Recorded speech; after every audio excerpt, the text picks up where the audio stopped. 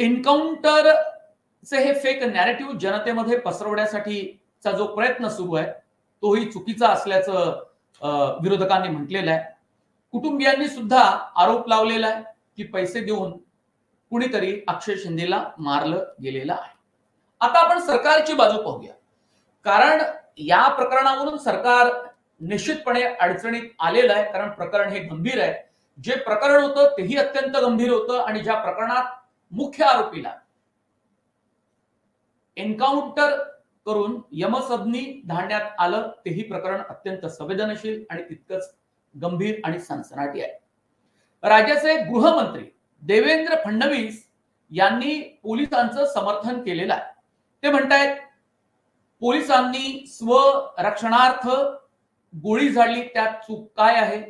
जर समोरील आरोपीचा गोळीबार सुरू झाला किंवा त्यांनी पोलिसांवर गोळी झाडली तर स्वरक्षणार्थ पोलिसांनी गोळी झाडली तर त्यात पोलिसांचं काय चुकलं? आणि दुसरा मुद्दा ते सांगतायत की फाशीची शिक्षा त्याची मागणी करणारे विरोधकच होते आणि आज तेच विरोधक एन्काउंटर केलं म्हणून गळा फाडतायत किंवा सरकारच्या विरोधात बोलतायत। हा फेक एन्काउंटर नसल्याचं देवेंद्र फडणवीस यांनी म्हटलेलं आहे। आता तिसरा अत्यंत महत्त्वाचा मुद्दा, अक्षय शिंदे एन्काउंटर प्रकरणात सिनियर पोलीस इन्स्पेक्टर वरिष्ठ पोलीस निरीक्षक संजय शिंदे जे एन्काउंटर स्पेशालिस्ट प्रदीप शर्मा यांच्या टोळीमध्ये काम करत होते, म्हणजे माफ करा यांच्या टीम मध्ये काम करत होते, ज्यावेळी ते खंडणी विरोधक पथकाचे प्रमुख होते ठाण्यामध्ये। एका प्रकरणामध्ये संजय शिंदे म्हणजे पालांडे नावाचा एक गुन्हेगार होता। संजय शिंदे यांच्या तो ओळखीचा असल्यामुळे त्याला पळून जाण्यासाठी संजय शिंदे यांनी मदत केल्याचा आरोप ठेवला गेला आणि त्यांचं निलंबन गृह खात्यानं केलं होतं, पण नंतर सेवेत त्यांना सामावूनही घेण्यात आलं। या संजय शिंदे यांनी एक तक्रार दाखल केली आणि या तक्रार दाखल करताना त्यांनी संपूर्ण घटनाक्रम पोलिसांना सांगितलेला आहे। संजय शिंदे व्हॅन मध्ये पुढच्या बाजूला होते, त्यांना मागच्या बाजूला असलेल्या पोलिसांनी फोन केला आणि पोलिसांनी फोन करून त्यांना सांगितलं की हा पोलिसांसोबत वाद घालतोय, झटापट करण्याचा त्याचा प्रयत्न आहे। मग संजय शिंदे मागच्या बाजूला व्हॅन मध्ये आले आणि त्यांनी पाहिलं की पोलिसांच्या हातून पिस्तूल हिसकावून त्यांच्यावर गोळीबार करण्याचा प्रयत्न होतो आणि एक गोळी मोरे नावाच्या कॉन्स्टेबलच्या मांडीत सुद्धा लागली आणि पुढचा प्रकार टाळण्यासाठी स्वरक्षणार्थ संजय शिंदे यांनी सुद्धा गोळी झाडली। कारण आरोपीवर सुद्धा गोळी झाडायची असेल तर त्याला सुद्धा पोलीस कर्मचाऱ्याचा किंवा पोलीस निरीक्षकाचा इन्स्पेक्टरचा एक वेगळा अनुभव लागत असतो। हे आपण अनेक प्रकरणांमध्ये पाहिलं, ते सुद्धा साध्या पोलिसांचं काम नाही। आता या संपूर्ण प्रकरणाची एसआयटी चौकशी करण्याची घोषणा गृहमंत्री देवेंद्र फडणवीस यांनी केलेली आहे।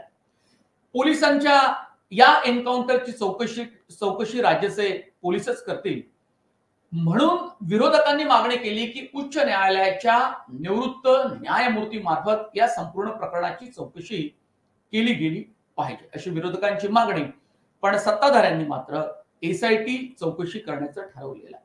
या एसआयटी चौकशीत हा एन्काउंटर फेक आहे की तो खरा आहे या बाबतचा निर्णय दिला जाईल, तपासाअंती निष्कर्ष काढला जाईल, पण तोपर्यंत तरी या संपूर्ण प्रकरणाचे राज्यामध्ये पडसाद उमटले, राजकारण तीव्र झालेलं आहे आणि महाविकास आघाडीचे तीनही पक्षांचे नेते हे सरकारला कोंडीत पकडण्याचा प्रयत्न करत आहेत।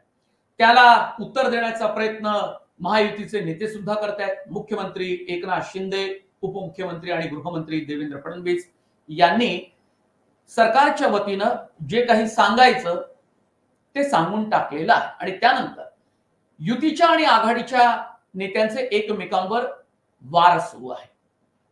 कोण खरं कोण खोटं हे ठरवण्यासाठी प्रकरण न्यायालयात गेल्यानंतर न्यायमूर्ती याबाबतचा निवाडा देतात, त्यानंतर काही गोष्टी पुढे येतात।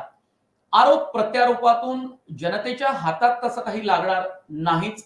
यापूर्वी मी लखन भैया एन्काउंटरचा संदर्भ दिला होता आणि त्या प्रकरणातही न्यायालयानंच निष्कर्ष काढला, निर्णय दिला की नेमकं या प्रकरणात काय आहे. त्यात प्रदीप शर्मा या एन्काउंटर स्पेशालिस्टला न्यायालयाने शिक्षा सुनावली होती.